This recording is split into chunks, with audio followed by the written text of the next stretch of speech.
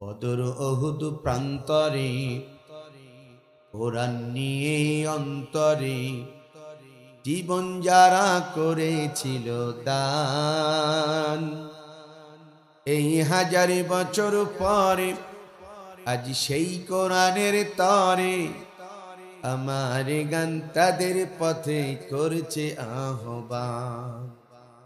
আমার গান তাদের পথে করছে আহ্বান। আজকে কেন আমার দেশের পথে প্রান্তরে আল কোরআনের পাখিগুলোর রক্ত ঝরে। কে আছো আজ তুমি জেগে ওঠো নওজোয়ান, আল কোরআনের জন্যে তোমার কাঁদে নাকি প্রাণ। বদর ওহুদ প্রান্তরে কোরআন নিয়ে অন্তরে জীবন যারা করেছিল দান, এই হাজার বছর পরে আজ সেই কোরআনের তরে আমার গান তাদের পথে করছে আহ্বান। আমার গান তাদের পথে করছে আহ্বান। এই জাতি আর কতকাল ঘুমিয়ে থাকবে? তাই তো রংপুরের আবু সাইদ এবং ঢাকার মুগ্ধর মতন তরুণেরা তারা জাগ্রত হয়ে বলেছিল, আমরা যদি না জাগি মা কেমনে সকালে হবে? তোমার ছেলে উঠলে মা গো রাত পাহাবে। তবে তারা জাগ্রত হয়েছে, একটি ফ্যাসিস্ট সরকারের পতন হয়েছে। এজাতির শ্রেষ্ঠ সন্তানেরা কথা বলার অধিকার ফিরে পেয়েছে। কথা বলে ঠিক যাবে ঠিক। ও রাজশাহী জেলার ভাইয়েরা আমার, অথচ এই কোরআন কিন্তু পৃথিবীর কোন মানুষের তৈরি করা কিতাব নয়। এটা হলো আমার রবের পক্ষ থেকে নাজিল কিন্তু একটি কিতাব। কথা কোন ঠিক কিনা? এই কোরআন কিন্তু কোন দলের দলীয় গ্রন্থ নয়। কথা বলেন ঠিক না বেটি? আওয়ামী লীগরা বলতে পারো না কোরআন আমাদের কিতাব। বিএনপি বলেন, তবলিগ জামাত বলেন, আট্রসি বলেন, দাওয়ানবাগি বলেন, জাসদ বলেন, বাংলাদেশ জামাত ইসলামী বলেন, কোন দলের নেতা এবং কর্মী বলতে পারবে না যে কোরআন তাদের নির্দিষ্ট কিতাব। কথা বলেন ঠিক কিনা? কোরআন কার? এই কোরআন হচ্ছে আল্লাহর পক্ষ থেকে নাজিলকৃত কিতাব, এবং এমন একটি কিতাব যেই কিতাবের মধ্যে এক ইঞ্চির পরিমাণ কোনো ভুল নাই। আছে? আমি আপনাদের দুইটা উদাহরণ দিব, আলোচনার দিকে যেতে চাই। এই কোরআনুল কারীম কেমন কিতাব একটু আপনাদের ধারণা দিতে চাই। ও রাজশাহী জেলার ভাইয়েরা, আমি কিন্তু একটা ইউনিভার্সিটির স্টুডেন্ট ছিলাম। বিশ্ববিদ্যালয়ে যখন পড়াশোনা করেছি, আল্লাহ পাক রব্বুল আলামিন তার এই ছোট্ট গোলামটাকে পৃথিবীর অসংখ্য রাইটারদের বই পড়ার সুযোগ আমাকে দিয়েছে। আমি কবিদের কবিতা পড়েছি, সাহিত্যিকদের সাহিত্য পড়েছি, প্রবন্ধ রচনাকারীদের প্রবন্ধ পড়েছি, রাজনীতিবিদদের বই পড়ার সুযোগ আল্লাহ আমাকে দিয়েছে। কিন্তু রাজশাহী জেলার ভাইয়েরা, ওই ইউনিভার্সিটির কেন্দ্রীয় লাইব্রেরি থেকে এই পৃথিবীর যত রাইটারদের বই পড়েছি, আজ পর্যন্ত কোন রাইটার, কোন লেখক তাদের এই বইগুলো 100% সত্য, নির্ভেজাল, ত্রুটিমুক্ত এমন গ্যারান্টি কিন্তু আজও পর্যন্ত কেউ দিতে পারে নাই। বরং এই পৃথিবীর যত রাইটারদের বই পড়েছি বা আপনারা পড়েছেন, লক্ষ্য করে দেখবেন অধিকাংশ রাইটার গুলো তাদের বইয়ের শেষের দিকে সুন্দর করে লিখে দেয়, ও দুনিয়ার মানুষেরা, আমাদের লেখা বইগুলো পড়তে গিয়ে যদি তোমরা কোনো একটি জায়গায় ভুল দেখতে পাও, পৃথিবীর কেউ যদি তোমরা ধরিয়ে দিতে পারো, তাহলে আমাদের এই বইগুলো আমরা সংশোধন করে নেব, সংস্কার করে নেব, শুধরে নেব। এমন কথা দুনিয়ার রাইটারদের শেষে লেখা থাকে কি থাকে না? কিন্তু রাজশাহী জেলার ভাইয়েরা আমার, ওই ইউনিভার্সিটির কেন্দ্রীয় লাইব্রেরি থেকে আল্লাহ পাক রব্বুল আলামিন তার এই গোলামটাকে আরেকটি কিতাব পড়ার সৌভাগ্য প্রদান করেছে, যার নাম হলো আল কোরআন। আমি এই কোরআনুল কারীমের 1 নয় 2 নয়, শুরু থেকে শেষ পর্যন্ত আয়াত কালিমাগুলো তেলাওয়াত করেছি, অর্থগুলো অনুধাবন করার চেষ্টা করেছি। কিন্তু আমার আল্লাহ রাব্বুল আলামিন এই দুনিয়ার রাইটার, কবি, সাহিত্যিক, বিজ্ঞানীদের মতন তার এই কোরআনের কোন একটি জায়গায় বলে নাই, বান্দা আমার এই কোরআন তেলাওয়াত করতে গিয়ে যদি তোমরা কোনো একটি জায়গায় ভুল দেখতে পাও, পৃথিবীর কেউ যদি তোমরা ধরাই দিতে পারো, আমি আল্লাহ আমার কোরআনটাকে আমি সংশোধন করে নেব, সংস্কার করে নেব, শুধরে নেব। এমন কথা কিন্তু আজ পর্যন্ত আমার আল্লাহ কোরআনে কোনো জায়গায় বলে নাই। বলেছে? বরং আমার আল্লাহ জানে মানুষ বড় চালাক, যার কারণে এই কোরআনুল কারীম নাজিল করার শুরু নেই। আজ থেকে 1450 বছর আগে গোটা পৃথিবীর বিজ্ঞানী, কবি, সাহিত্যিক, রাজনীতিবিদদের জন্য তিনি ওপেন চ্যালেঞ্জ ছুড়ে বললেন, যালিকাল কিতাব লা রাইবা ফি, এই কোরআন হচ্ছে সেই কিতাব, এই কোরআন হচ্ছে সেই গ্রন্থ যার শুরু থেকে শেষ পর্যন্ত কোনো একটি জায়গায় এক কিঞ্চিত পরিমাণ ভুল কিয়ামত পর্যন্ত কোনো মানুষ চেষ্টা করে দেখাতে পারবে না। সেই কিতাবের নাম কি? আপনারা কি ঘুমিয়ে গেছেন? সেই কিতাবের নাম কি? যেটা আল্লাহর পক্ষ থেকে নাজিলকৃত কিতাব, যার মধ্যে এক কিঞ্চিত পরিমাণ ভুল নাই, সেটা শোনা ভালো না খারাপ? জবাব দিতে বলেন, ভালো না খারাপ? আর বন্ধ করা আরো ভালো, ঠিক না? রাজশাহীর মানুষ ভালো, সব ফেরেশতা, কেউ কোরআনের মাহফিল বন্ধ করে, ঠিক না? আপনাদের দেশে তো সব ফেরেশতা, কেউ এখান থেকে পালায়ও যায় নাই, ঠিক না? সবাই আছে। কষ্ট হচ্ছে আপনাদের, ভারাক্রান্ত হৃদয় নিয়ে কথাটা বললাম। যেটা আল্লাহর কিতাব, যার মধ্যে এক কিঞ্চিত পরিমাণ ভুল নাই, সেই কিতাবের আলোচনা বন্ধ করে দেওয়া হয়। অথচ আমরা বাস করি কোন রাষ্ট্রে? এটা আওয়াজ দিয়ে বলেন, কোন রাষ্ট্রে?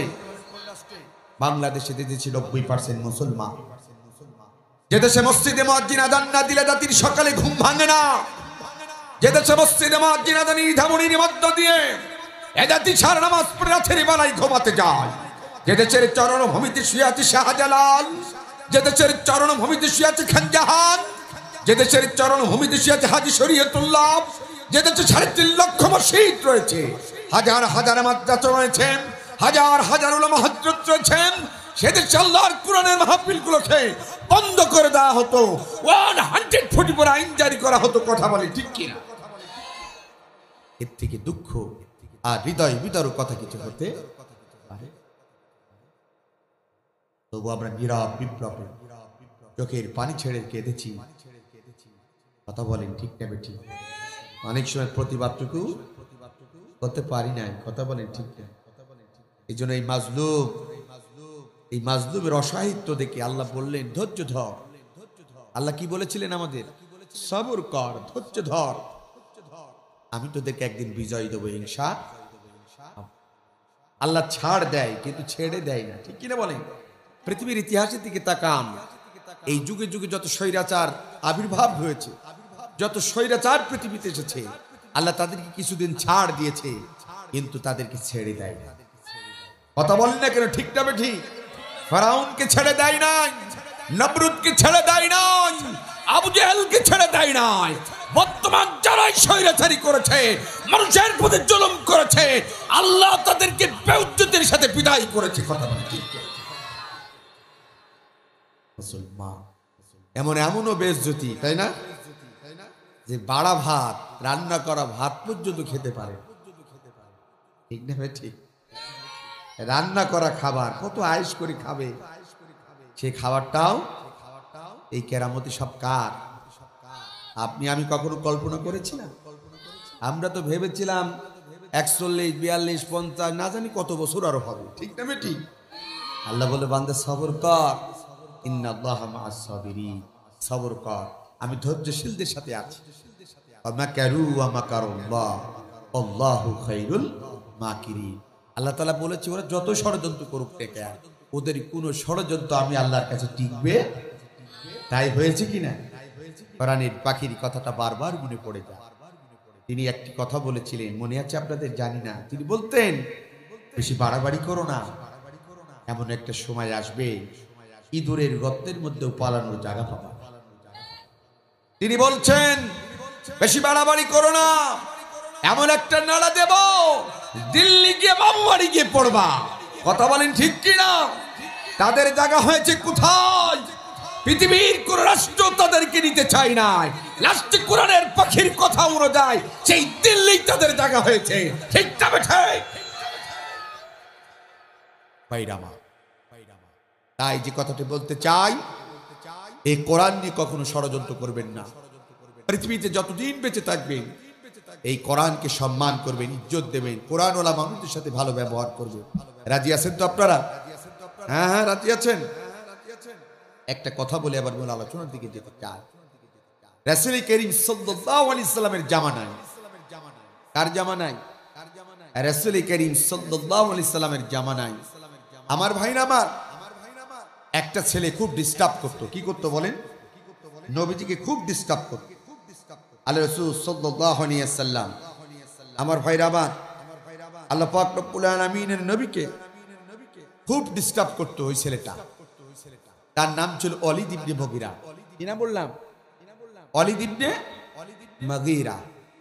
নবীজি যখনই কোরআন দিয়ে কথা বলতে চাইতো, মানুষদেরকে কোরআন শোনাতে চাইতো, ছেলেটি মানুষদেরকে বলতো, খবরদার মুহাম্মদের কথা শুনবি না, মুহাম্মদ একটা পাগল। নাউজুবিল্লাহ বলুন। আল্লাহর নবীকে বলতো পাগল। মুহাম্মদ সাল্লাল্লাহু আলাইহি ওয়াসাল্লাম যেখানে কোরআন থেকে কথা বলতে চাইতো, লোকদেরকে নিষেধ করতো, বাধা দিত, ভয় দেখাতো। আল্লাহর নবী আখিরি জামানার পয়গম্বরের মনটা খারাপ হয়ে গেল। আল্লাহ পাক রব্বুল আলামিন বিশ্ব নবীকে সান্ত্বনা দেওয়ার জন্য আসমান থেকে ওহী নাযিল করলেন। নবীজিকে জানিয়ে দিলেন, বন্ধু, যেই ছেলেটা লোকটাকে কোরআন শুনতে নিষেধ করে, তোমার কথা শুনতে নিষেধ করে, তোমাকে জাতির কাছে পাগল বলে আখ্যায়িত করতে চাই, এর কথাই তুমি মন খারাপ করো না। তার কারণে এই ছেলেটা হলো উতুল্লিম বাদা যালিকা জানিব। জানিব শব্দের অর্থ হলো যার মা ঠিক থাকে, বাপ ঠিক থাকে না, ওই মায়ের গর্ভে যে সন্তানটা ভূমিষ্ঠ হয়, সেটা আমাদের বাংলাদেশের ভাষায় বলে যার সন্তান বা অবৈধ সন্তান। ওয়ালিদ ইবনে মুগীরা আল্লাহর নবীর দরবারে তখন বসা। এই আয়াত যখন তার শানে নাজিল হলো, মনটা খারাপ হয়ে গেল। তাফসীরের মধ্যে ওয়ালিদ ইবনে মুগীরা সম্পর্কে আল্লাহ 9টা অভিযোগ দিয়েছিলেন। জোরে বলেন কয়টা? সূরা কলামের 13 থেকে 19 নম্বর আয়াত পর্যন্ত পড়ে দেখবেন ওয়ালিদ ইবনে মুগীরা সম্পর্কে আল্লাহ তাআলা 9টা অভিযোগ দিয়েছিলেন। এই 9টা অভিযোগের মধ্যে 8টা অভিযোগ স্বেচ্ছায় ওয়ালিদ ইবনে মুগীরা মাথা পেতে নিলেন, কিন্তু একটা অভিযোগ মেনে নিতে পারলেন না। তিনি যে তার পিতামাতার বৈধ সন্তান নয়, এটা তিনি মেনে নিতে পারলেন না। এখন বলেন তো রাজশাহীর ভাইয়েরা, সন্তান বৈধ কি অবৈধ, এই পৃথিবীতে একমাত্র গ্যারান্টি দিতে পারেন কে? মা। জোরে বলেন কে? একমাত্র মা বলতে পারে সন্তানটা কেন। আল্লাহর নবী আখির জামানার পয়গম্বর জনাবে মুহাম্মদুর রাসূলুল্লাহ সাল্লাল্লাহু আলাইহি সাল্লামের জবান থেকে ওয়ালিদ ইবনে মুগীরা সে তার পিতামাতার বৈধ সন্তান নয়, এটা শোনার পরে তার মাথা হ্যাং হয়ে গেছে। কোনো কথা নাই, লাঙ্গা তরবারি দিয়ে সোজা বাড়িতে রওনা হয়েছি। বাড়ির মধ্যে গিয়ে চিৎকার আওয়াজ দিয়ে বলে, মা তুমি কি বাড়িতে আছো? সন্তানের কর্কশ কণ্ঠ শুনে ওয়ালিদ ইবনে মুগীরার মা তড়িঘড়ি করে ঘর থেকে বের হয়ে আসলেন। আসার পরে ডাক দিয়ে বললেন, বাবা এত চিৎকার করো কেন? কি হয়েছে তোমার? ওয়ালিদ ইবনে মুগীরা কোনো কথা নাই, লাঙ্গা তরবারিটা নিয়ে সোজা মায়ের গদ্দানের কাছে গিয়ে ধরলেন আর ডাক দিয়ে বললেন, মা এই মুহূর্তে তোমাকে একটা প্রশ্ন করব, যদি তুমি সত্য বলো আমি তোমাকে ছেড়ে দেব, আর যদি মিথ্যার আশ্রয় নাও এই তরবারি দিয়ে তোমার কাল্লা কেটে আমি দ্বিখণ্ডিত করে দেব।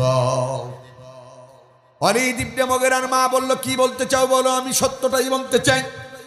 ওয়ালিদ ইবনে মুগীরা মা বলল, বলো কি তুমি জিজ্ঞাসা করবে, বলো আমি সত্যই বলবো।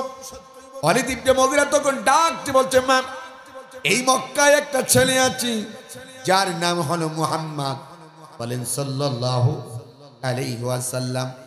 মাগো এই ছেলেটা যখন কোরআন তেলাওয়াত করতো, মানুষদেরকে কোরআনের আলোচনা শোনাইতে চাইতো, কোরআনের কথাগুলো শোনাইতে চাইতো, আমি লোকদেরকে বলতাম, খবরদার মুহাম্মদের কথা শুনবা না, মুহাম্মদের কথা কেউ শুনবা না, মুহাম্মদ একটা পাগল। মাগো শুধু তাই নয়, লোকদেরকে ভয় দেখাতাম এই কথা যেন না শুনতে আসে। ও মা, যার কারণে ওই মুহাম্মদের আল্লাহ আমার প্রতি গুসা হয়ে একটা আয়াত নাযিল করেছে, যে আয়াতের মধ্যে আমার চরিত্র সম্পর্কে উন্মোচন করেছেন। ও মা, আমার বিরুদ্ধে 9টি অভিযোগ দিয়েছে। 9টি অভিযোগের মধ্যে আমি 8টা অভিযোগ স্বেচ্ছায় মাথা পেতে নিয়েছি, একটা অভিযোগ আমি মেনে নিতে পারি নাই। বলছে কি সেই অভিযোগ? মাগো, আমি নাকি আমার পিতামাতার বৈধ সন্তান নয়, এটা আমি মেনে নিতে পারি নাই। তাই সত্যটা জানার জন্য আমি আপনার কাছে এসেছি। সত্যটা এখন আপনাকে বলতে হবে।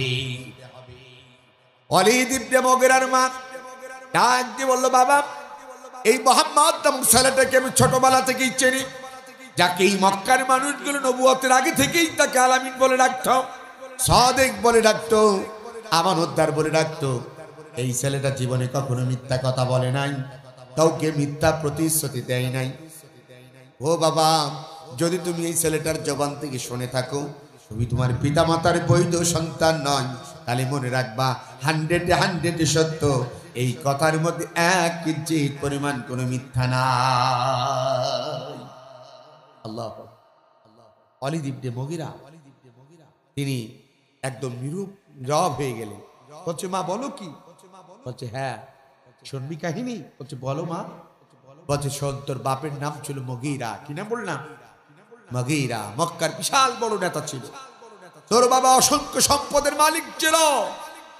তোর বাবা এত সম্পদ, এত বড় লিডার ছিল যে আমি যে তার স্ত্রী আমাকে ভুলে গিয়েছি।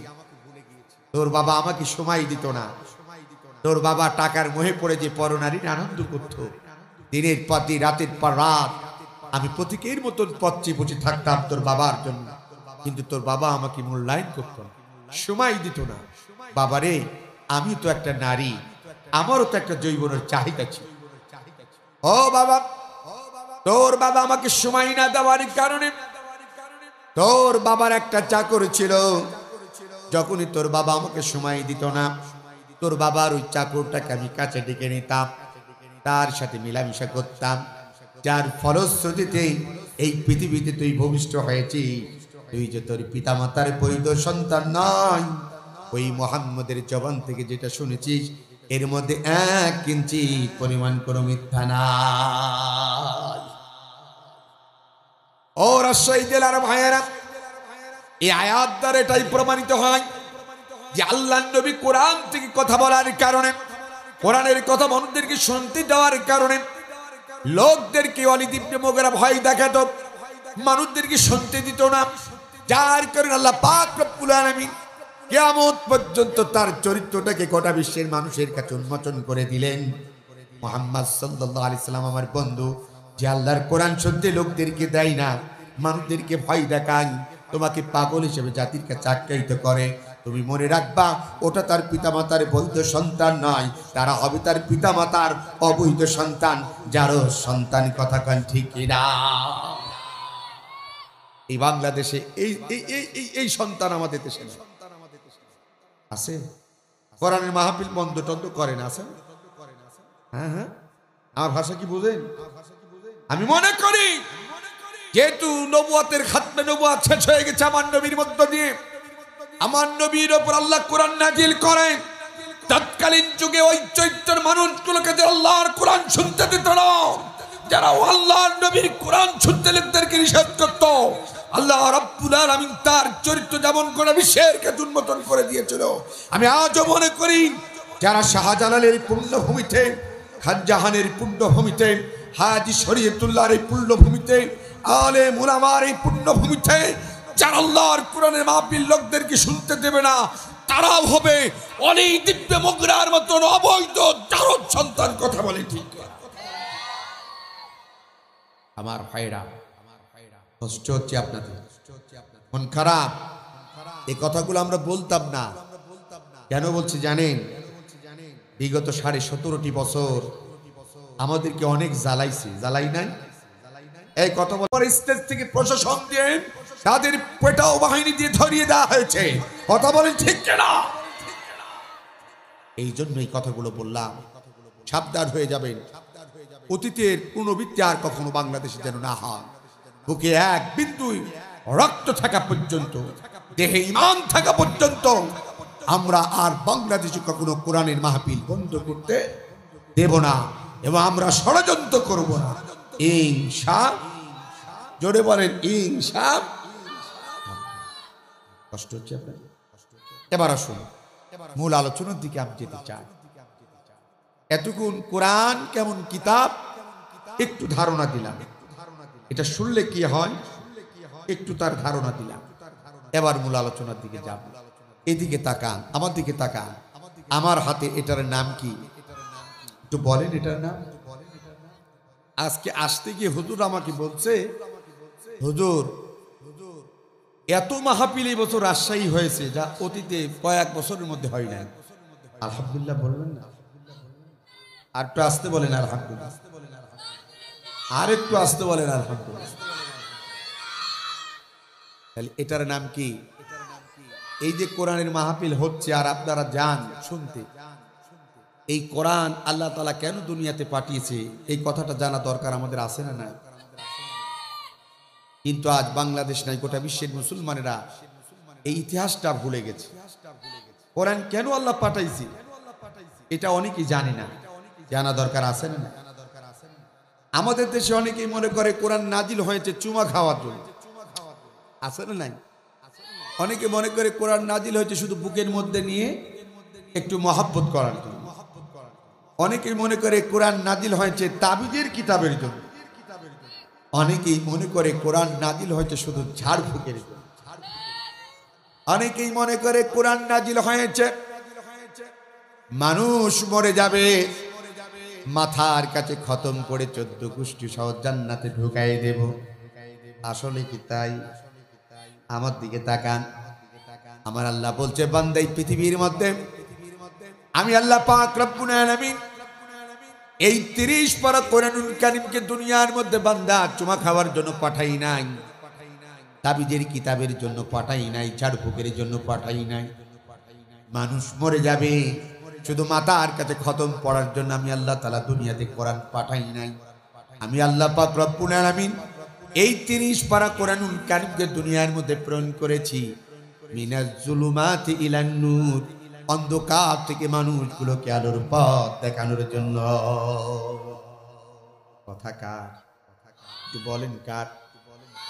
দলিল হলো সূরাতুল ইব্রাহিমের 1 নম্বর আয়াত, মিনাজ জুলুমাতি ইলান নূর।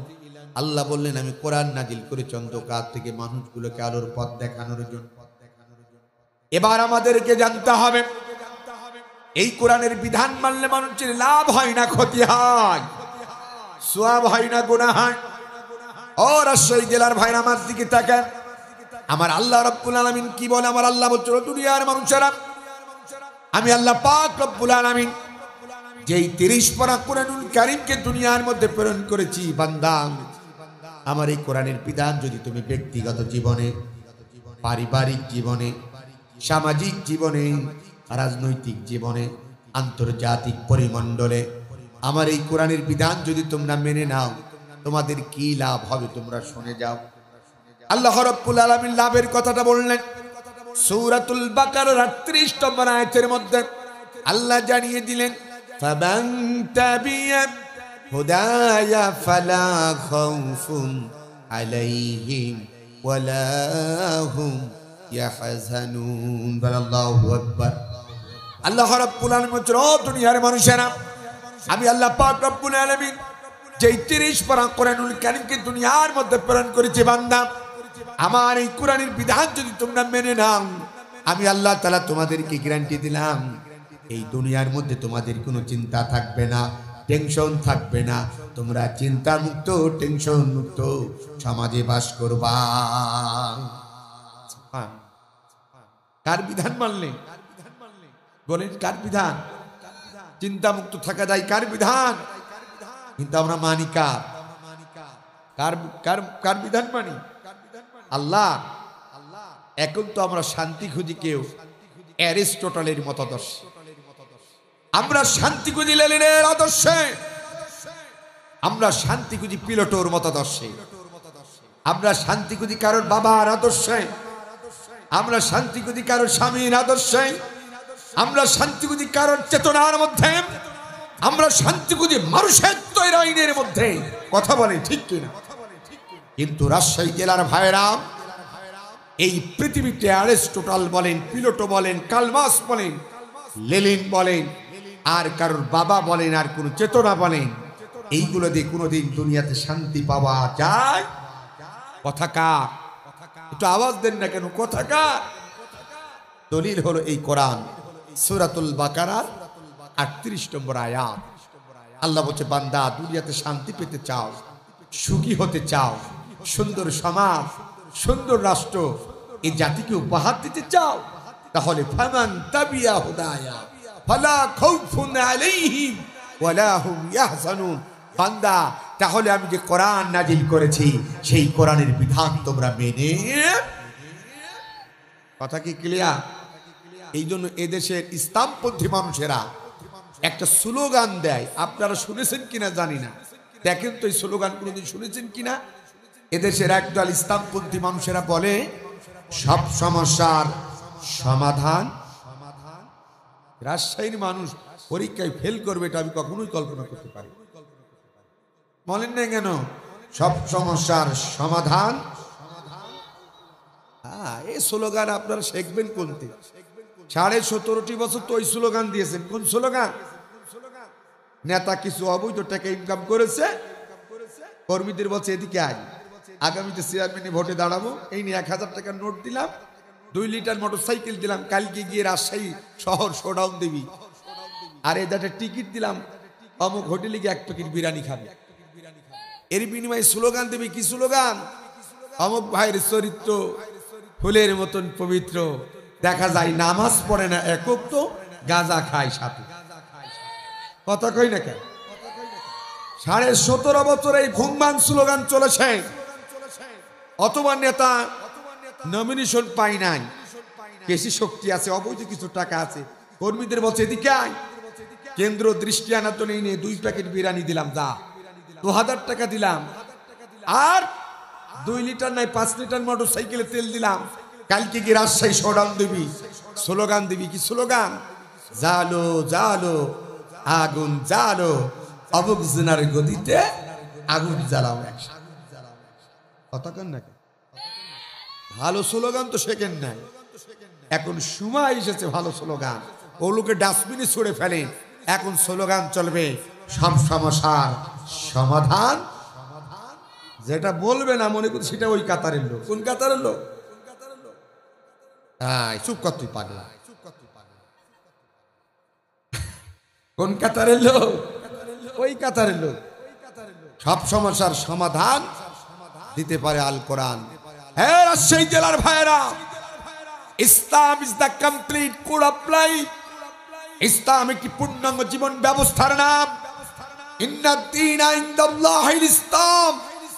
মনে রাখবেন, এই পৃথিবীতে যত ধর্ম আছে সব মানুষের বানানো, একটি মাত্র ধর্ম হলো আমার রবের পক্ষ থেকে মনোনীত, তার নাম হলো ইসলাম। তার নাম কি বলেন? সেই ইসলাম ধর্মের যারা অনুসারী হবে তাদের কনস্টিটিউশন, তাদের সংবিধানের নাম হবে, জোরে বলেন কি না?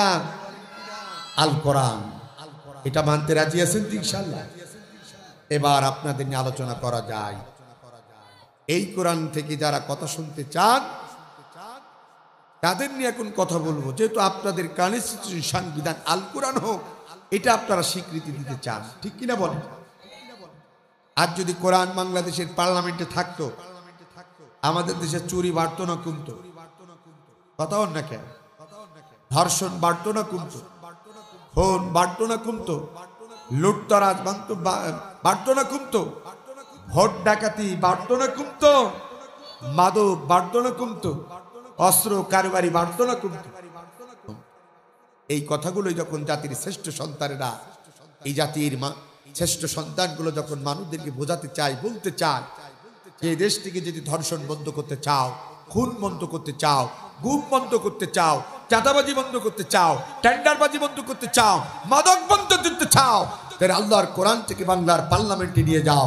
তখন এ জাতির শ্রেষ্ঠ সন্তানগুলোকে একদল কুলাঙ্গারেরা জাতির কাছে তাদেরকে আগেই তকমা লাগিয়ে দিয়ে বলে এরা হলো জঙ্গিবাদ, এরা হলো স্বাধীনতা বিরোধী, এরা হলো উগ্রবাদ, এরা হলো দেশদ্রোহী।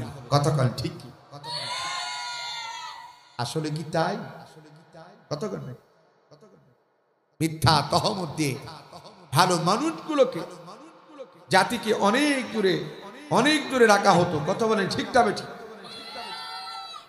ভাইরামা, তাহলে সব সমস্যার সমাধান দিতে পারে আল কোরআন। সেই কোরআন থেকে এখন আলোচনা হবে। এদিকে তাকা, আমার আজকে এই ছেলে অত ভালো নাই, শোনো, বেশি ভালো নাই, চুপ।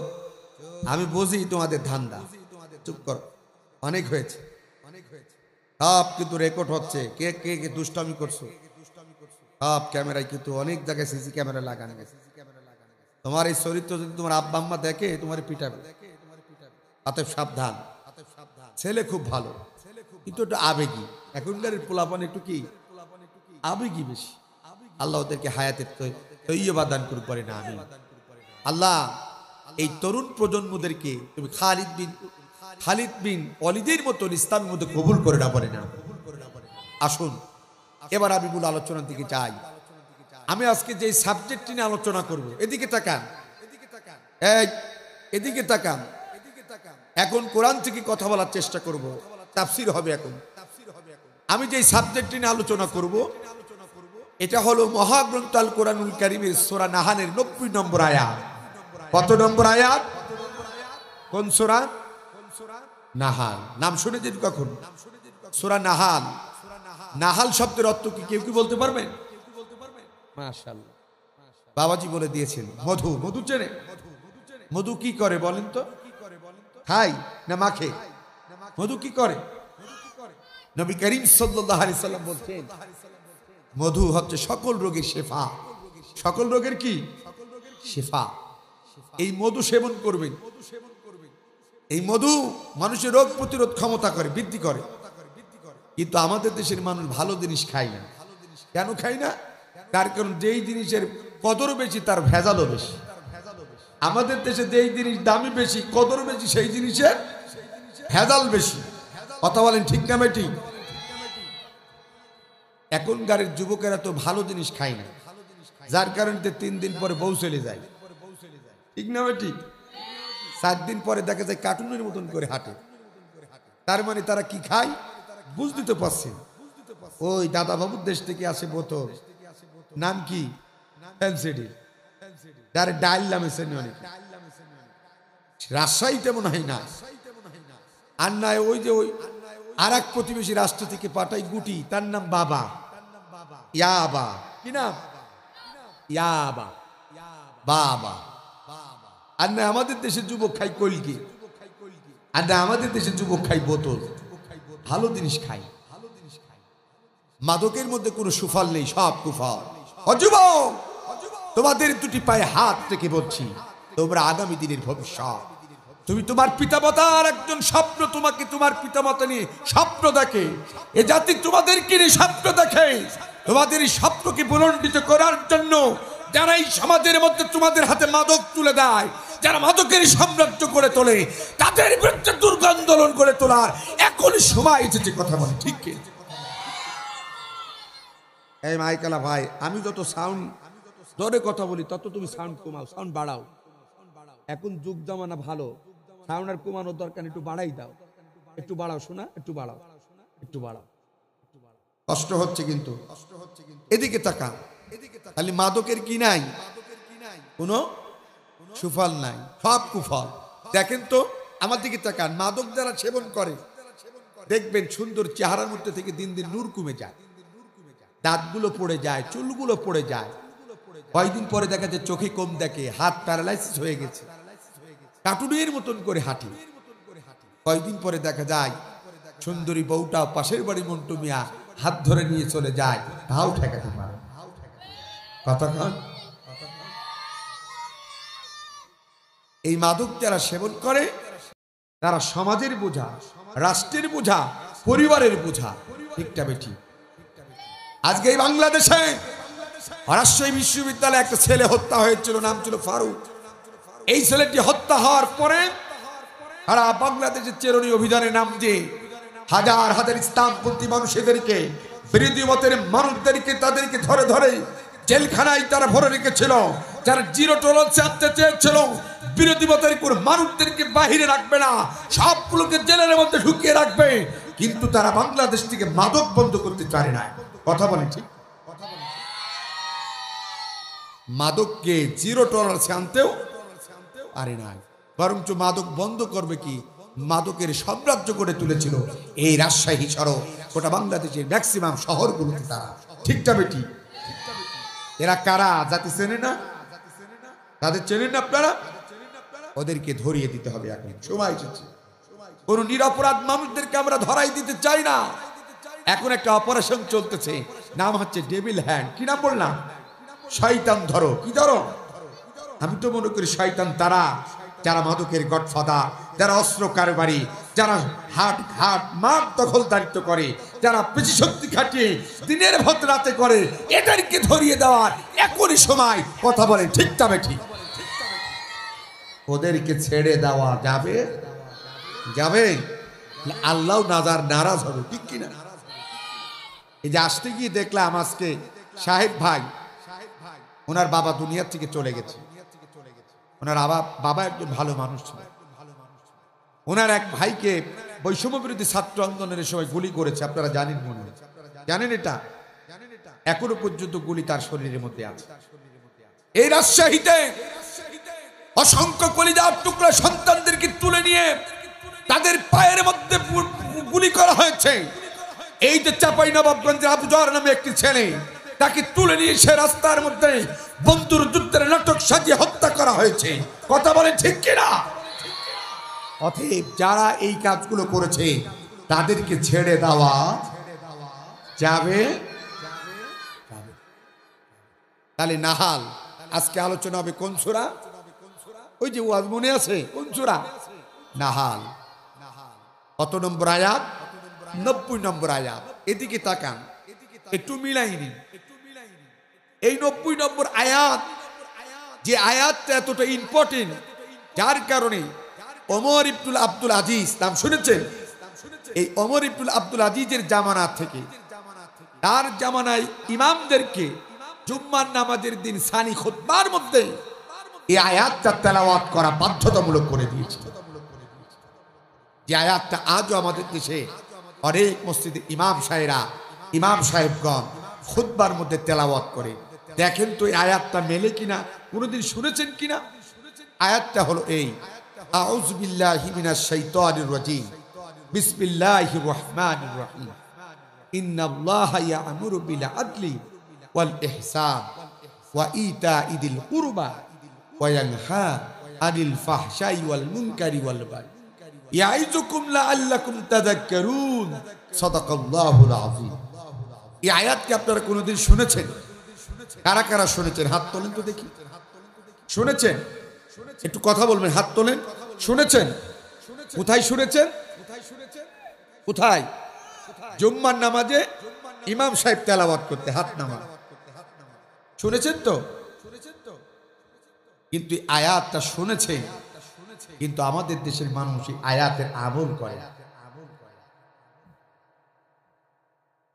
ও রাজশাহী জেলার ভাইরা, আমাদের দেশে আয়াতের আমল আছে। এটা যখন ইমাম সাহেব বলেন ইয়াইযুকুম লাআল্লাকুম তাযাক্কারুন, তখন আমার দেশের করিম চাচা, রহিম চাচা অর্থ বুঝুক আর না বুঝুক, তখন আস্তে করে দাঁড়াই যায়।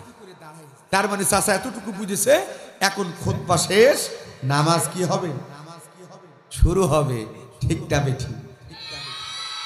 কিন্তু আসলে কি তাই? বলেন আসলে কি তাই? অথচ আয়াতটা কত গুরুত্বপূর্ণ, দিকে তাকান। এই আয়াতটা ইম্পর্টেন্ট, ভেরি ভেরি ইম্পর্টেন্ট। যার কারণে আজ থেকে 1500 বছর পূর্বে আল্লাহ পাক রব্বুল আলামিন এই আয়াত যখন নাজিল করলেন, ওমর ইবনুল আব্দুল আজিজের গুরুত্ব মর্ম অর্থ বোঝার পরে তিনি বাধ্যতামূলক করে দিলেন খুতবার মধ্যে তেলাওয়াত করে মানুষদেরকে শোনানোর জন্য, যেন মানুষ অন্তত পক্ষে সপ্তাহে এই আয়াত শোনার পরে তারা সজাগ হয়ে যায়, তারা যেন আয়াতের আমলটা দুনিয়ার মধ্যে করে।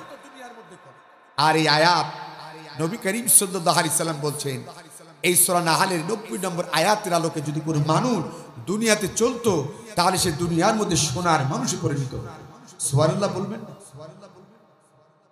তাহলে ছোট্ট একটা আয়াত কি এমন কথা এর মধ্যে আছে যে এই একটা আয়াত যদি কেউ আমল করে সে সোনার মানুষে রূপান্তরিত হবে। জানা দরকার আছে না নাই? এদিকে তাকান। এই আয়াতের মধ্যে আল্লাহ তাআলা 6টা বিষয় কথা বলেছেন। জোরে বলেন কয়টা? জোরে বলতে হবে কয়টা? 6টা। 3টা আদেশ, 3টা নিষেধ। কয়টা আদেশ, নিষেধ কয়টা? তাহলে তিনে কত হয়?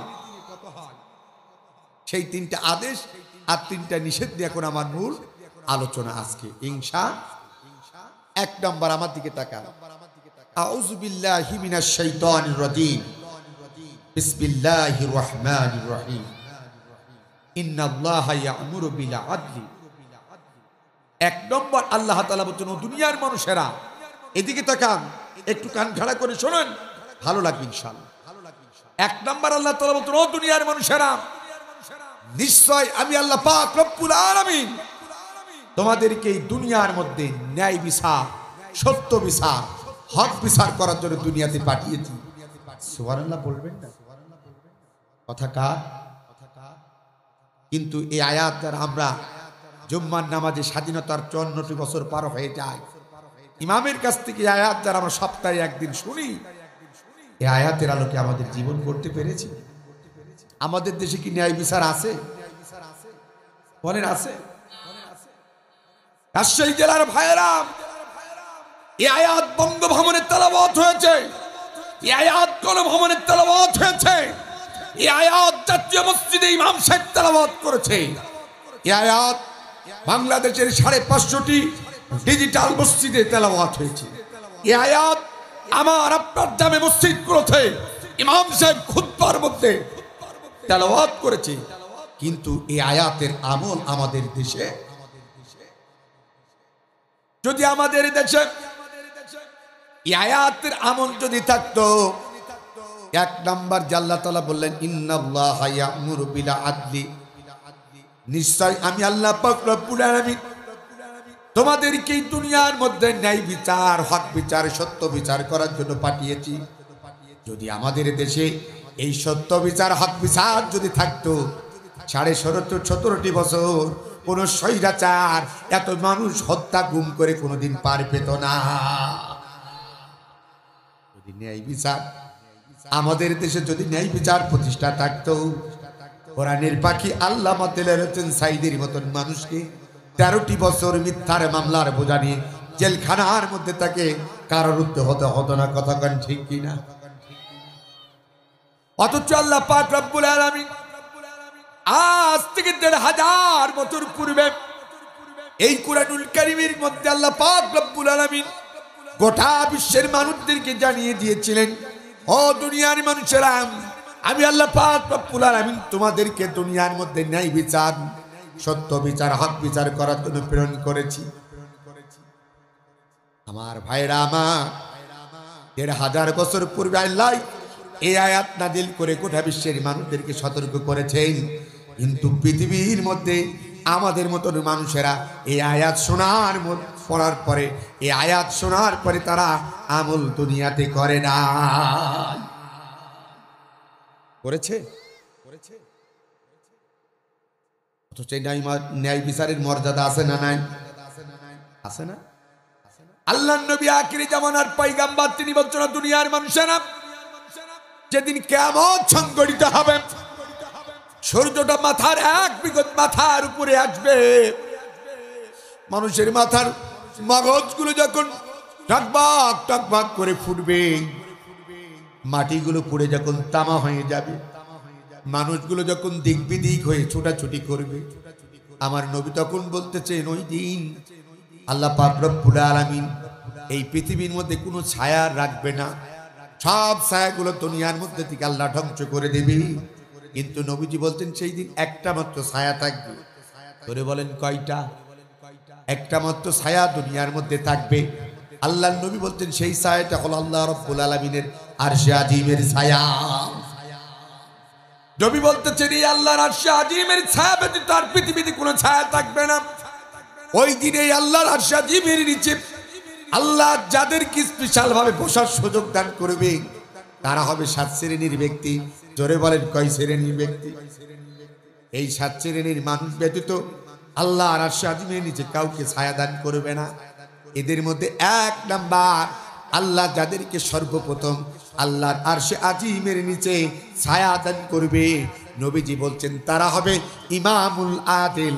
দুনিয়ার মধ্যে ন্যায় বিচারক যারা থাকবে, সত্য বিচার করবে, হক বিচার করবে, আল্লাহ তাদেরকেই সেদিন আরশে আজিমের নিচে ছায়া দান করবে।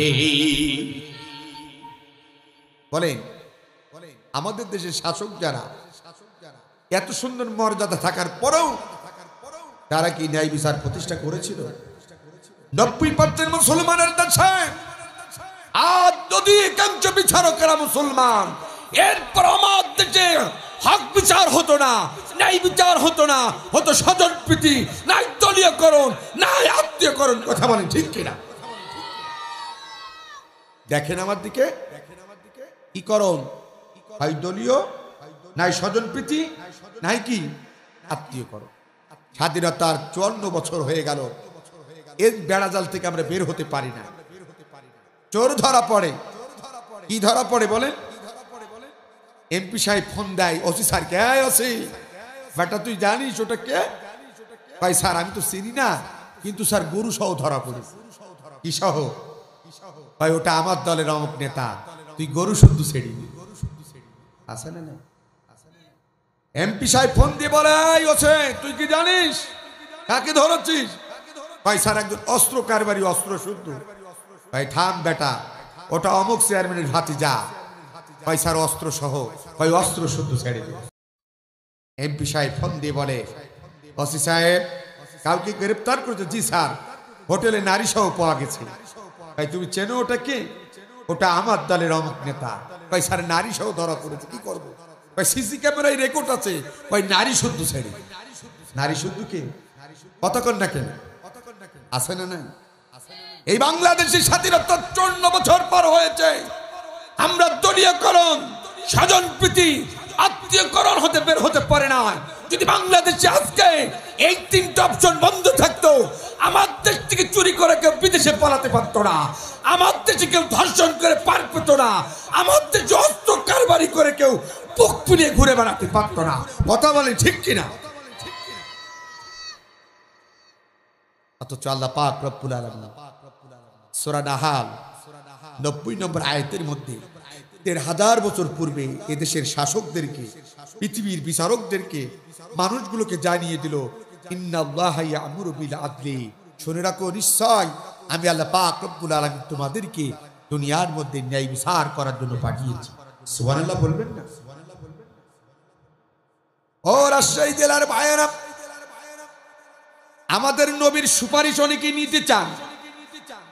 কিয়ামতের দিন আল্লাহর নবীর সুপারিশ ছাড়া কোনো মানুষ জান্নাতে যেতে পারবে না। সেই নবী কিন্তু ছিলেন ইমামুল আদিল, ন্যায় বিচারক। নবীর আদর্শ ধারণ করার কথা আছে না নাই? আমার নবী কেমন বিচারক ছিলেন আমার দিকে একটু তাকান। রাসূল সাল্লাল্লাহু আলাইহি ওয়াসাল্লাম যখন মক্কা বিজয় করলেন, তিনি কোরআন দিয়ে রাষ্ট্র পরিচালনা করতেন। কি দিয়ে? কোরআনের মধ্যে চোরের বিধান আছে না নাই? আল্লাহ নবীর আদালতে একটা মামলা আসলো, কান খাড়া করে শোনেন। একটা মামলা আসলো, চুরির মামলা। কে চুরি করেছে? দেখা গেল মক্কার সব থেকে সম্ভ্রান্ত পরিবারের মেয়ে, টাকাওয়ালা বংশীয় পরিবারের মেয়ে। নাম কি? ফাতেমায়ে মাকজুমিয়া। কি নাম বললাম? ফাতেমায়ে মাকজুমিয়া। আল্লাহর নবীর আদালতে বিচার হচ্ছে, প্রমাণিত হয়েছে এই মক্কার সব থেকে সম্ভ্রান্ত পরিবারের মেয়ে ফাতেমায়ে মাকজুমিয়া চুরি করেছেন। আল্লাহর নবী কোরআন অনুযায়ী রায় দিলেন। কোরআনের মধ্যে চোরের বিধান আছে না নাই? ওয়াসারিকু ওয়াসারিকাতু, চোর ছেলে হোক এবং মেয়ে হোক, যদি ধরা পড়ে তার কি করে দাও? বলেন না কেন? কি করে দাও? হাত কেটে দাও। আল্লাহর নবীর কাছে প্রমাণিত হলো, আদালতে এই মেয়েটি চুরি করেছে। প্রকৃতপক্ষে নবীজি বললেন, এই চুরি করার অপরাধে তার হাত কেটে দেওয়া হোক। সাহাবীদের মধ্যে একটা গুনগুন গুনগুন আওয়াজ ছড়িয়ে গেল। কয়েকজন সাহাবী চিন্তা করলেন, এই মেয়েটি অনেক টাকাওয়ালা, বংশীওয়ালা, এর যদি হাত কেটে দেওয়া হয় তাহলে সবেমাত্র মক্কায় বিজয় হয়েছে। অনেক মানুষ আছে এই হাত কাটার দৃশ্য দেখে ভয়তে ইসলাম ধর্ম গ্রহণ করবেন। আমাদেরও সমস্যা হতে পারে, কি করা যায়? আল্লাহর নবী যদি হালকা কোনো শাস্তি দিয়ে এই মেয়েটার বিচার কার্য করত আমাদের জন্য বড় ভালো হতো, কিন্তু কেউ ভয়তে রসুলের সামনে যেতে পারে। নবীজির একজন খুব বিশ্বস্ত সাহাবী ছিলেন, তার নাম ছিল উসামা ইবনে যায়েদ। ইনি ছিলেন হযরত যায়েদ রাদিয়াল্লাহু তাআলার পুত্র, আর এই যায়েদ রাদিয়াল্লাহু তিনি ছিলেন রাসূলের একজন পালক পুত্র। এই যায়েদের ছেলের নাম ছিল উসামা ইবনে যায়েদ। সাথীরা বললেন, উসামা, নবী তো তোমাকে খুব মহব্বত করে, ভালোবাসে, তুমি আমাদের পক্ষ থেকে প্রতিনিধিত্ব করো। এই মক্কার সম্ভ্রান্ত পরিবারের মেয়ে ফাতেমা মাকসুমিয়া চুরি করেছে, এই চুরি করার অপরাধে তার হাত কাটার অনুমতি দিয়েছে নবীজি। তুমি আমাদের পক্ষ থেকে নবীজিকে বলো তার হাত কাটা বাদ রেখে হালকা কোনো শাস্তি দিয়ে যেন তার বিচার কার্যটা করে, তাহলে আমাদের জন্য বড় ভালো হবে। বলেন, নবী রাষ্ট্র পরিচালনা করতেন কি দিয়ে? কথা কন না, কি দিয়ে? উসামা ইবনে যায়েদ সাথীদের কথা অনুযায়ী চলে গেলেন আল্লাহর নবীর দরবারে। নবীজির একটা বৈশিষ্ট্য ছিল, আল্লাহর নবী তার আগে কেউ পৃথিবীর মধ্যে কখনো কেউ সালাম দিতে পারতো না। উসামা দিয়ে গিয়েছে, নবীজি তাকে সালাম দিলেন। উসামা ইবনে যায়েদ রাদিয়াল্লাহু তাআলা সালামের জবাব দিলেন। এরপরে নবীজির আর একটা ভালো গুণ ছিল, আমার দিকে তাকান, যদি কোনো ছোট্ট বালকও বিধর্মীয় যদি আল্লাহর নবীর সাথে কেউ কথা বলতে চাইতেন, যতক্ষণ পর্যন্ত তার কথা বলা না শেষ হতো আল্লাহর নবী টানেও নাই বামেও নাই চেহারাটা ঘোরাই নিতেন না। রাসূল তার কথা শেষ না হওয়া পর্যন্ত চেহারা ডানেও নাই বামেও নাই, তার দিকে চেয়ে চেয়ে মন দিয়ে কথাগুলো শুনতেন মনোযোগ দিয়ে। সুবহানাল্লাহ বলবেন না? একে বলা হয় নেতা। আর আমরা এমন নেতা পাই, কোন রকম চেয়ারম্যান অবৈধভাবে হয়েছে, এলাকার কোনো দুঃখ সুখের কথা যদি বলতে যাই চামচাগুলোর বাড়ির বাইর থেকে আগেই বলে, আজকে নাই এখন যাও, আসে না নাই কথা বলতে নয়, আসে না নাই। সেই জেলার ভাইয়েরা সময় এসেছে ঘুরে দাঁড়াবা। যাদের যেই নেতার সাথে দেখা করতে গেলে চামচার অনুমতি লাগে, বডিগার্ডের অনুমতি লাগে, সেই ধরনের দুর্নীতিহীন নেতা আর বাংলাদেশে আমরা দেখতে চাই না। কথা বলে ঠিক যাবে ঠিক। আমরা সেই নেতা দেখতে চাই যাদের কোনো বডিগার্ড লাগে না, চামচা লাগে না, যারা ওমরের ফারুক রাদিয়াল্লাহু তাআলার মতো 24 ঘন্টা তাদের দরজা থেকে উন্মুক্ত। কথা বলেন ঠিক যাবে ঠিক। এই ধরনের নেতা আমাদেরকে আগামী দিনে তৈরি হওয়া দরকার, তৈরি করা দরকার। আর যেই নেতা চামচা ছাড়া দেখা করার সুযোগ দেয় না, ওটা নেতা নাই, ওটা সন্ত্রাস, ওটা মাদকের গডফাদার, ওরা রাষ্ট্রের কীট। কথা কন ঠিক কি? কথা কষ্ট হচ্ছে আপনাদের? আল্লাহর নবী উসামা ইবনে যায়েদকে ডাক দিয়ে বলেন, উসামা কোনো কথা বলবা নাকি?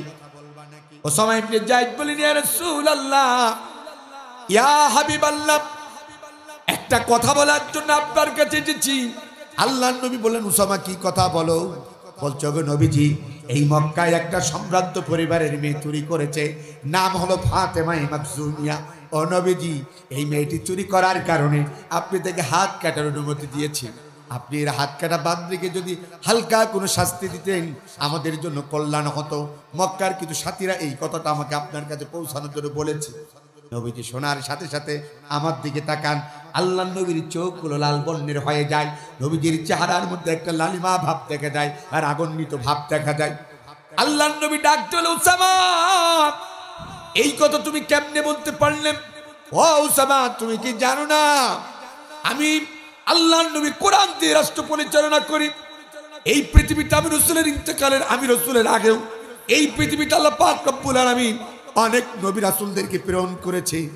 অনেক নবীদের উপর আল্লাহ অনেক কিতাব নাজিল করেছে, যেমন তাওরাত, জাবুর, ইনজিল কিতাবের যারা মালিক, যারা যেই নবীদের উপর এই কিতাবগুলো নাজিল করা হয়েছে, ওই নবীদের ইন্তেকালের পরে তাদের কওমের লোকেরা এই কিতাবের মধ্যে অনেক রদবদল করেছে, নিজেদের মন গড়া অনেক কথাবার্তা তারা ঢুকাইছে।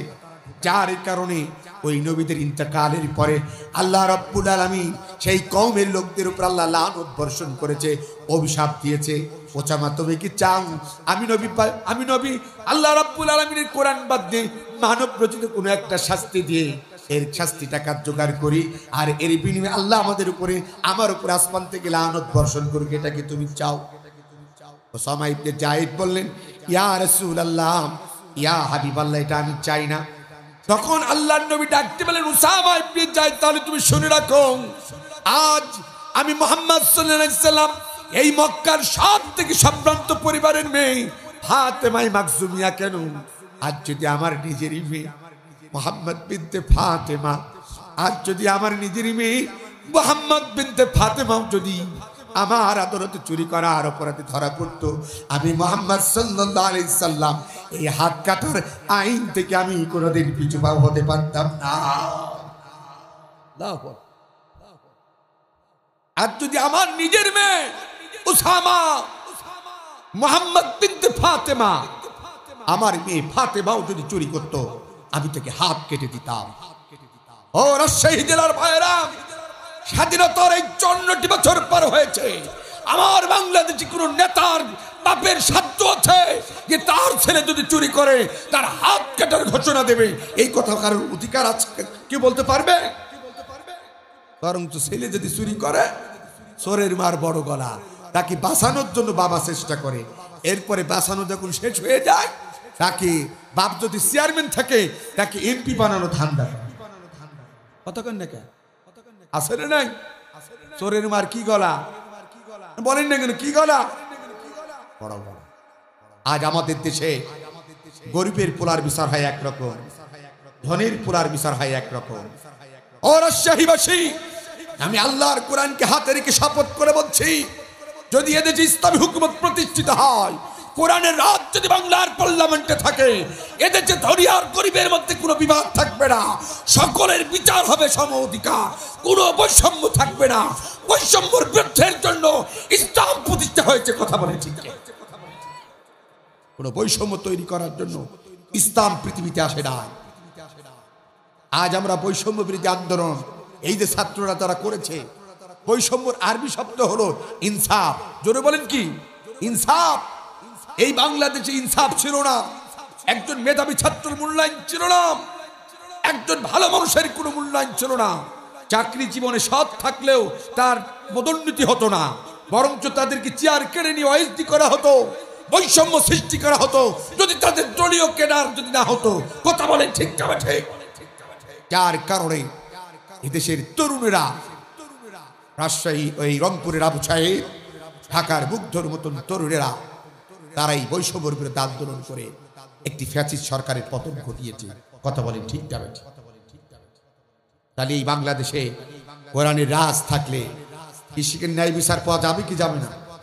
কথা বলেন, যাবে কি যাবে না? তাহলে সেই ন্যায় বিচারকে আপনারা চান? কারা কারা চান? হাত তুলে দেখেন। আল্লাহ কবুল করুন বলে না। এবার আমার দিকে তাকান। তাহলে সূরা নাহাল 90 নম্বর আয়াতে আল্লাহ কয়টা বিষয় কথা বলেছে? 6টা। 3টা আদেশ, 3টা নিষেধ। আদেশের মধ্যে 1 নাম্বার কি? ন্যায় বিচার। তাহলে আমরা যারা পৃথিবীতে বেঁচে আছি, এই বাংলার ভূখণ্ডে ন্যায় বিচার প্রতিষ্ঠা করা ছাড়া, ন্যায় বিচার করা ছাড়া যদি ওই কবরে যাই, আল্লাহর কাছে মাপ পাওয়া যাবে? পাওয়া যাবে? আল্লাহরও বলবে, বান্দা, এই আয়াতটা এতটাই গুরুত্বপূর্ণ ছিল, তোদের ইমাম সাহেব জুম্মার নামাজে অন্তত একদিন, সপ্তাহে একদিন তোদেরকে বারবার এই আয়াত তেলাওয়াত করে শুনিয়েছে। এরপরও তোরা সতর্ক হোস না। তারপরও কি হোস না?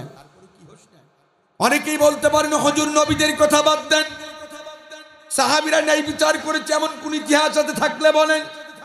আমার দিকে তাকান। আমাদের খলিফা ছিল কয়জন? জোরে বল, মুসলমানদের খলিফা কয়টা? 4টা। হযরত আবু বকর, হযরত ওমর, হযরত আলী, হযরত উসমান বিন নুরাইন রাদিয়াল্লাহু তাআলা আজমাইন। কয়টা পেলাম? এদিকে তাকান, একটু ঠান্ডা মাথায় কথাগুলো শোনেন। 4 খলিফার মধ্যে 3 নম্বর খলিফা ছিল হযরত আলী রাদিয়াল্লাহু তাআলা। হযরত আলী যখন রাষ্ট্রপ্রধান, তার জামানায় তেনার একটা যুদ্ধের ঢাল ছিল। একজন ইহুদি হযরত আলীর বাড়ি থেকে যুদ্ধের ঢালটা চুরি করে নিয়ে যাচ্ছে, আলী তা দেখে ফেলে, কিন্তু তার কাছ থেকে জোর করে ছিনিয়ে আনতে পারে না।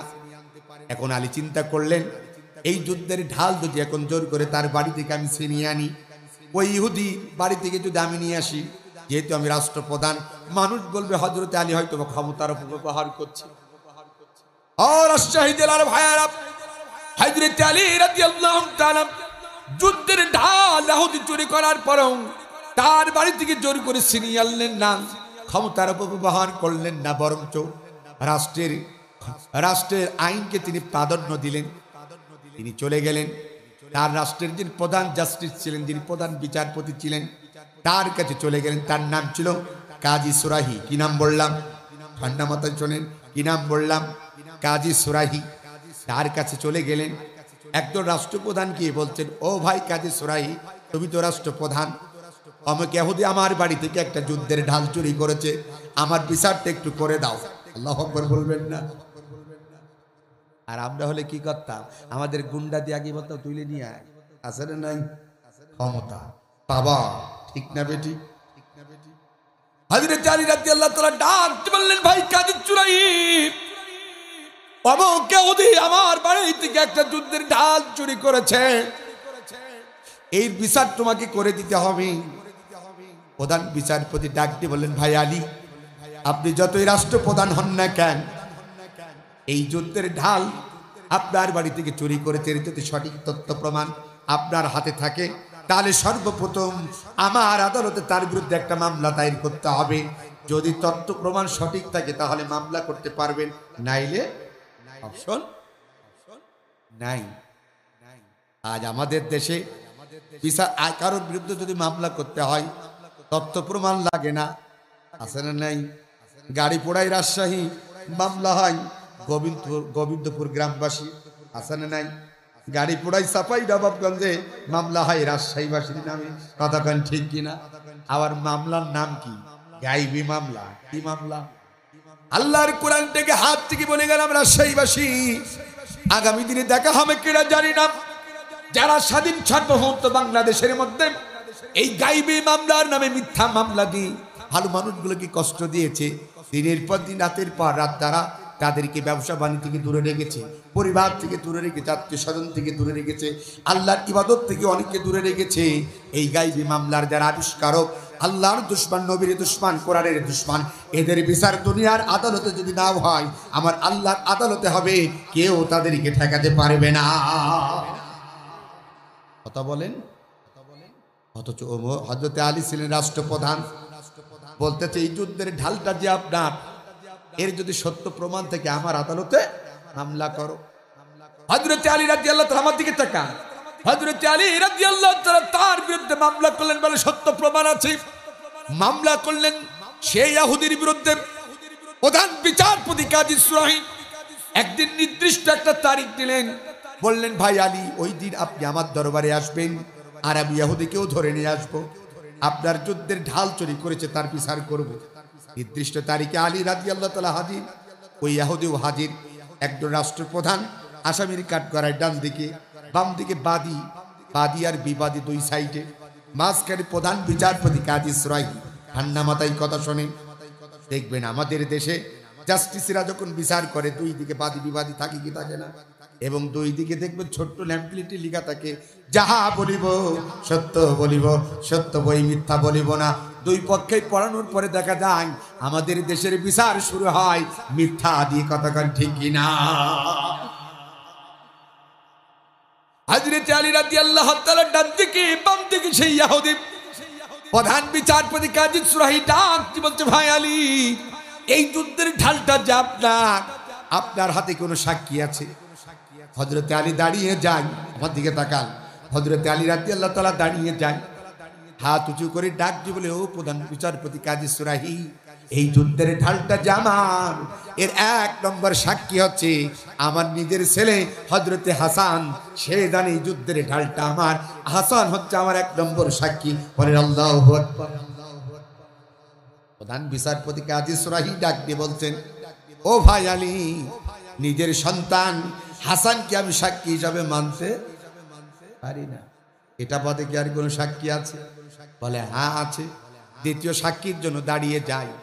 প্রধান বিচারপতির সামনে একজন রাষ্ট্রপ্রধান দাঁড়িয়ে বলতেছে, ভাই ও প্রধান বিচারপতি কাজী সুরাহি, 2 নম্বর সাক্ষী হচ্ছে এই যুদ্ধের ঢালটা যে আমার, এটার প্রমাণ, এটার সাক্ষী হচ্ছে আমার নিজের একজন আজাদ গোলাম, সে জানে এই যুদ্ধের ঢালটা আমার, অর্থাৎ 2 নম্বর সাক্ষী হচ্ছে আমার আজাদ গোলাম। প্রধান বিচারপতি বললেন, নিজের আজাদ গোলাম এটাকেও সাক্ষী হিসাবে আমি মানতে পারি না। এই 2 জন বাদে কি আর কোনো সাক্ষী আছে? হযরত আলী রাদিয়াল্লাহু তাআলা ডাক দিয়ে বললেন, ও ভাই প্রধান বিচারপতি, এই যুদ্ধে বাদে আমার হাতের কোনো সাক্ষী নাই।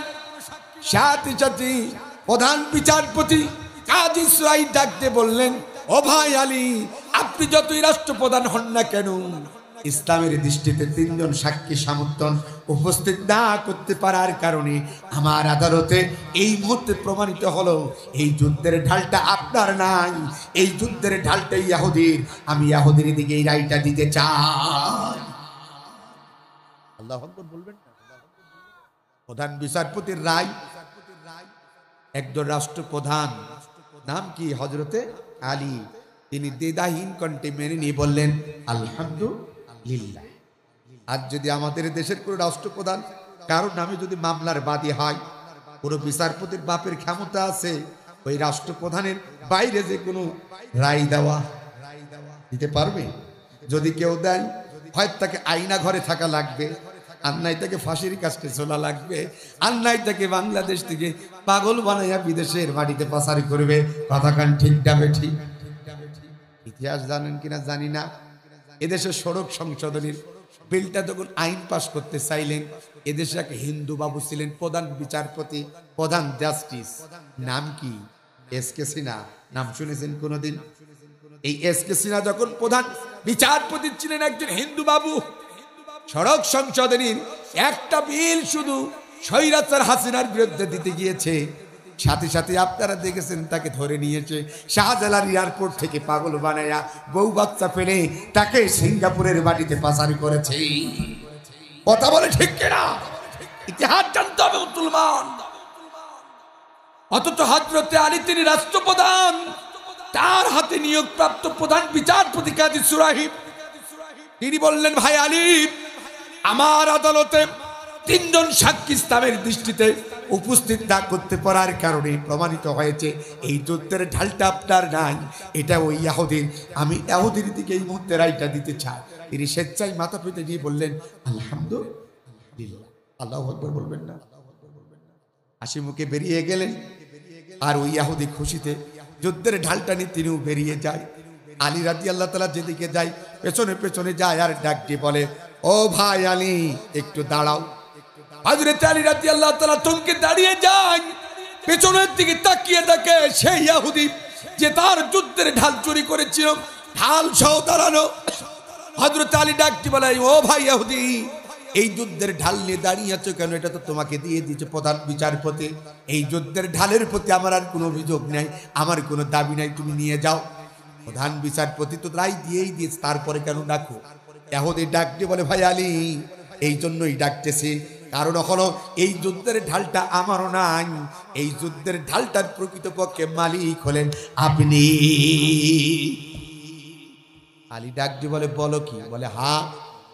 ও ভাই আলী, আমি শুনেছি যারা মুসলমান তাদের বিচার ব্যবস্থার মধ্যে কোনো ধরফের হয় না, 2 নম্বরে হয় না, তাদের বিচারের মধ্যে কোনো কারচুপি হয় না। আমি একজন ইহুদি, সারা জীবন শুনে এসেছি মুসলমানদের বিচার হচ্ছে হক বিচার করে, সত্য বিচার করে। আমি একজন ইহুদি, এই মুসলমানদের বিচার ব্যবস্থা জাস্টিফাই করার জন্য, মুসলমানদের বিচার ব্যবস্থা প্রমাণ করার জন্য আপনি একজন রাষ্ট্রপ্রধান, আপনার বাড়ি থেকে এই যুদ্ধের ঢালটা আমি একটু চুরি করেছি, যে সত্য বিচার পৃথিবীর মধ্যে প্রতিষ্ঠিত করে কিনা একটু দেখার জন্য। ও ভাই আলী, আমি একজন ইহুদি, মুসলমানদের বিচার ব্যবস্থা যাচাই করার জন্য আমি ইচ্ছা করে আপনার বাড়ি থেকে যুদ্ধের ঢালটা চুরি করেছি, বিচার ব্যবস্থা প্রমাণ করার জন্য। আজ আমি সেই বিচার ব্যবস্থা সত্য প্রকৃতপক্ষে পেয়ে গেছি। মুসলমানরা কোনো স্বজন প্রীতি করে না, আত্মীয়করণ করে না, দলীয়করণ করে না, তারা হক বিচার করে।